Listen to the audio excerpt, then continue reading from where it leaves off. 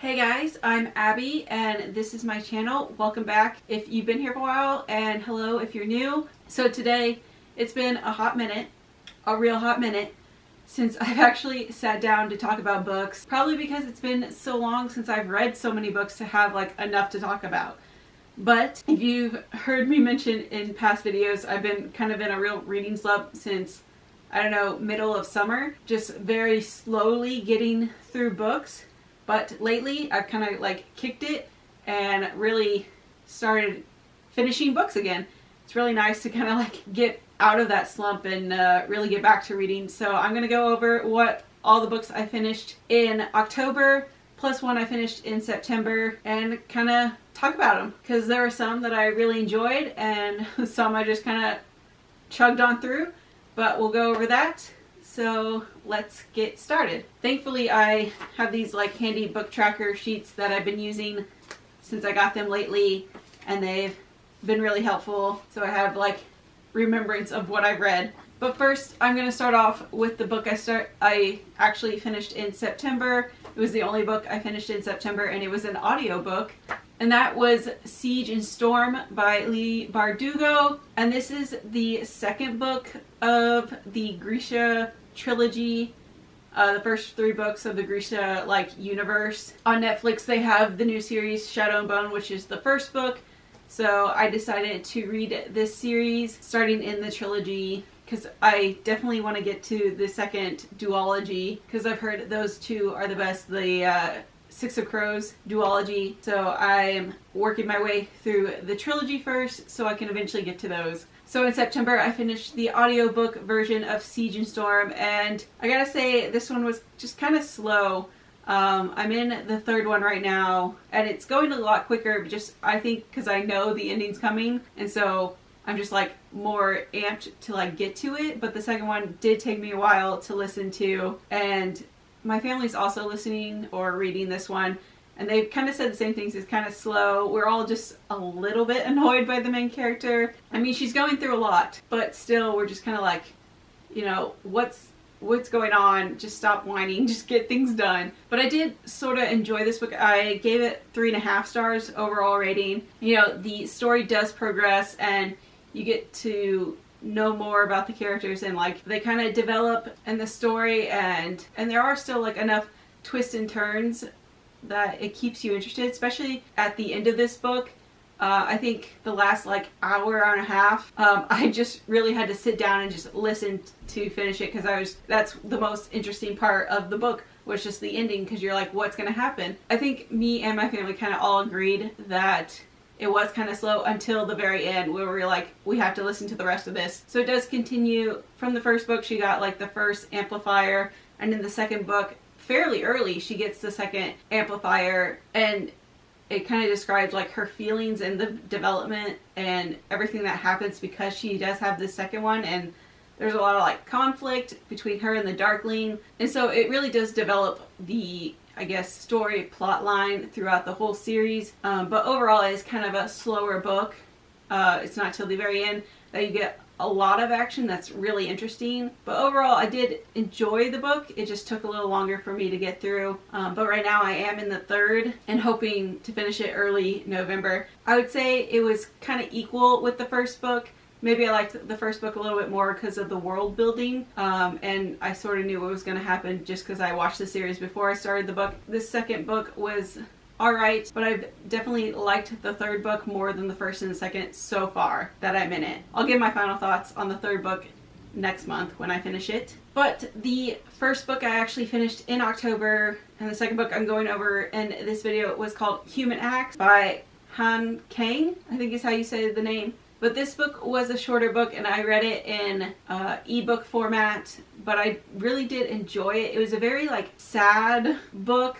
The whole book covers the lives of 6 people that happen in one event, this uprising in South Korea, and it tells each of their perspectives throughout time. It starts right after the event of the uprising and then goes through different people and different timings. The first 2 people are right after the event, and then the next few people are a couple years after, a decade after, and then one's like 20 years after. So I eventually go through all these and kind of the residual effects of this event in their lives, and it all connects, how they're all connected to each other, and this one tragic accident. The book starts off with kind of the, I wouldn't say the main character, but he is kind of the main character that every other person connects this event to. Basically, the first story, the first person who is kind of the main character, it tells his story leading up until this big event where he actually gets killed.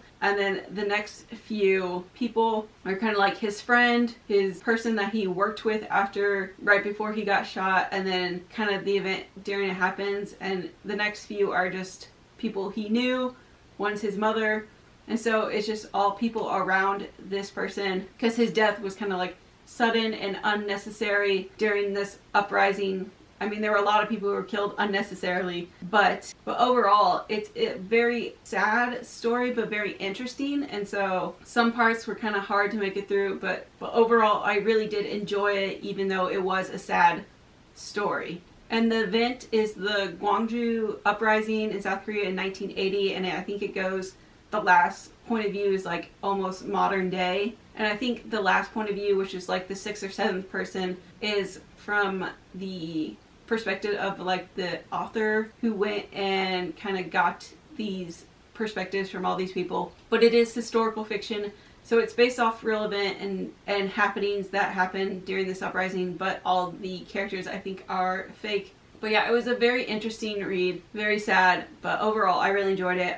I gave it 4 stars, so if you're okay with a little sadder story, I would recommend this one to read. So the next book I finished, just to kind of really lighten the mood after Human Acts, the trailer for Bridgerton 2, or, you know, the Netflix series Bridgerton, the 2nd season, based off the novels. I read the first book after watching the series, so I decided, since the trailer came out and the next series is coming out, I would read the 2nd book of the Bridgerton novels, which is The Viscount Who Loved Me by Julia Quinn. And this really was a good book to read after Human Acts, because it was very much more lighthearted. It's a romance novel, and you basically know what's going to happen. So this one I read right after Human Acts, and it was just like a day or two read, very light and fun. And this book is based off of the oldest kid of the Bridgertons. There's 8 of them, 8 books, and so this one is the oldest. And from what I wrote, I did enjoy this one a little bit more than the first book. I don't know if I did enjoy the first book as much because I had watched the series and knew what was going to happen. I mean, you always know what's going to happen.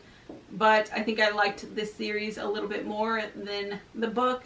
But this one, I really did enjoy the book and kind of the story. It's not as, it didn't feel as dramatic as most romance novels feel, but it was still good. I really liked the main girl of the story, Kate. She was very independent and kind of go active, and I liked her kind of witty, sarcastic comments and dialogue with the main character, Anthony. So I think that's what made me enjoy it a little bit more. But overall, reading this really did make me excited to read or watch the 2nd season on Netflix of Bridgerton. But the next book I finished that I read, it was called If I Had Your Face by Francis Cha. And this one was also based in South Korea, like Human Acts was, but a very different kind of feel. This book follows the lives of kind of 4 different girls and one other, but they don't give her perspective, but it tells their stories each kind of like a chapter at a time, and they have very different experiences, but it's all about living in kind of contemporary Seoul, South Korea, and kind of societal pressures of beauty and kind of success and going on those kind of themes.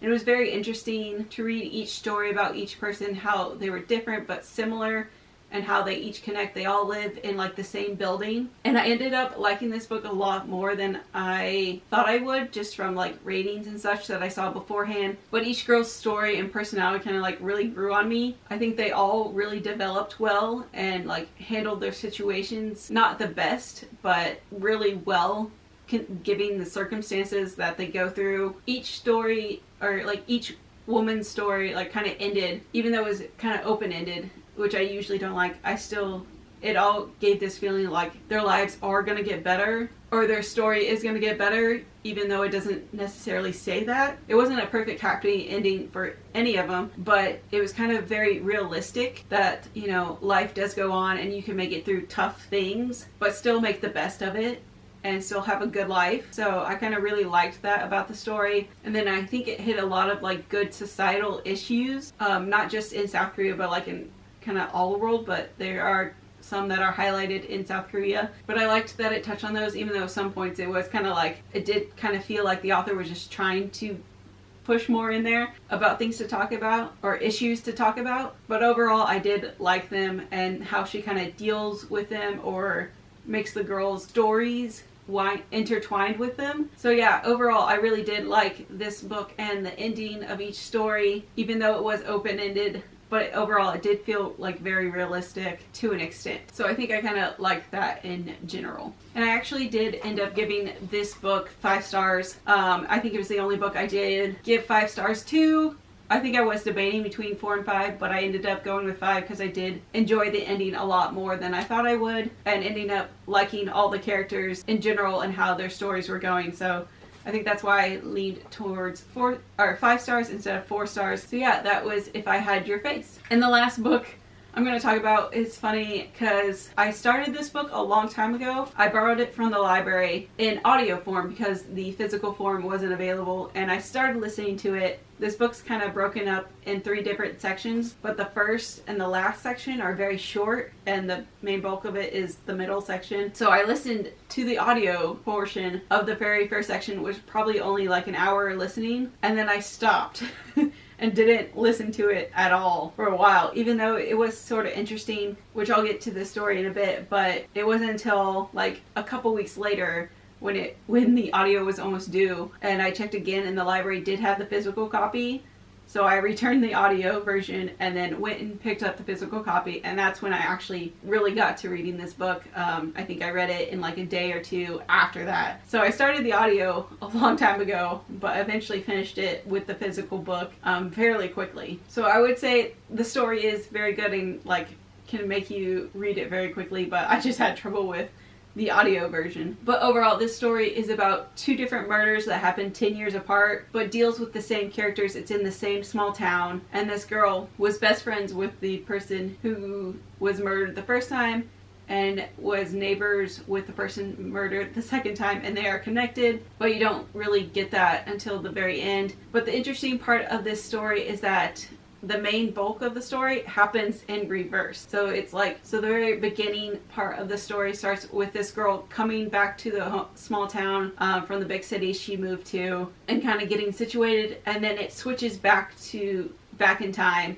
and goes day by day telling what happens. And you find out, when it goes back in time, you find out that this other girl was missing / murdered, and then goes back each day. I think it's for 2 weeks since she first went missing or was killed, and you get to learn every day what they find out or gain from this day in reverse order. So sometimes it is confusing, like, wait, that's when they learned that, but they already knew that when that other day happened. So it can be confusing, but overall it is, you understand kind of like the progressiveness of it, and you learn more as the days go back until the very first day, and you find out kind of what happens. And then the very end of the story, it goes back to the beginning of the story, and so you know all what's happened in the last like 2 weeks that you read in reverse, and then it kind of continues from there. So it was a really very interesting way to tell this story, and you find out, and like how you find out everything that like went on, and it constantly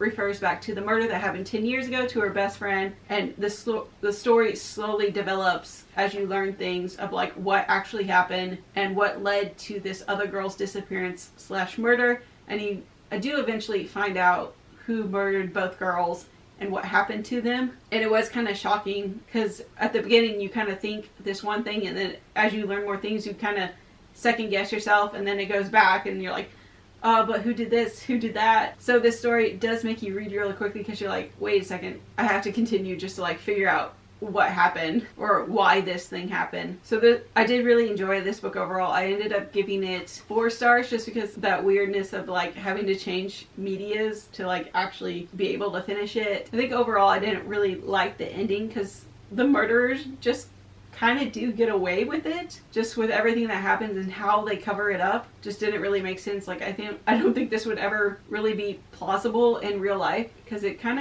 of made the cops or detectives or whatever seem not as resourceful or actually diligent or be able to solve these murders like I think they would be able to in real life. But overall, the story was good and interesting, just to like figure out the mystery behind what happened. But I think this book was the most October-ish book I read in October, with the mystery of the murders and everything. But this was the last book I finished in October. I finished like on the 27th, a few days ago. But yeah, it did take me a while to actually read the whole thing, but I just had to like switch mediums, and I did enjoy it overall. So if you really do like mystery books or like mystery murders and stuff, I would recommend this book. I think it's very interesting how she tells it in backwards like order and how everything happens. So it's a little different than your usual murder mystery, I guess. But yeah, those were the books I finished in October and one in September. It's been a while since I've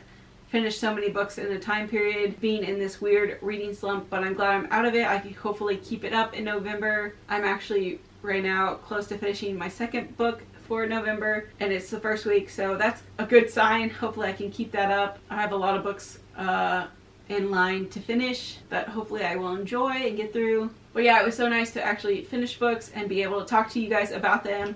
I haven't done a book update in a while, just because I haven't read books. Yeah, let me know down in the comments if you've read any of the books and how your thoughts of them went. Overall, I liked all the books I read in the past month and a half. Overall, I really enjoyed the last few books I've read in the month of October. So hoping to continue that in November and really catch up and actually finish my goal of reading 36 books this year. I definitely got way behind with my reading slump, but slowly catching up. So hopefully I can get there by the end of this year. But I hope you guys enjoyed this video. I will see you guys next time. And remember, if you want to be someone, why not be you?